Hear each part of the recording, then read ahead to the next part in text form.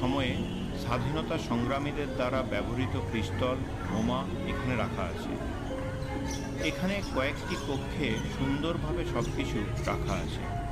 এগুলো প্রত্যক্ষ করতে পেরে বেশ ভালো লাগছিল।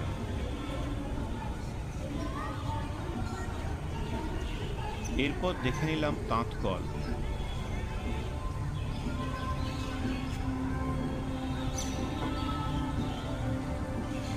ব্রিটিশ শাসন ব্যবস্থায় সশ্রম কারাদণ্ডে দণ্ডিত বন্দীদের এখানে তাঁতকলে কাজ করানো হতো।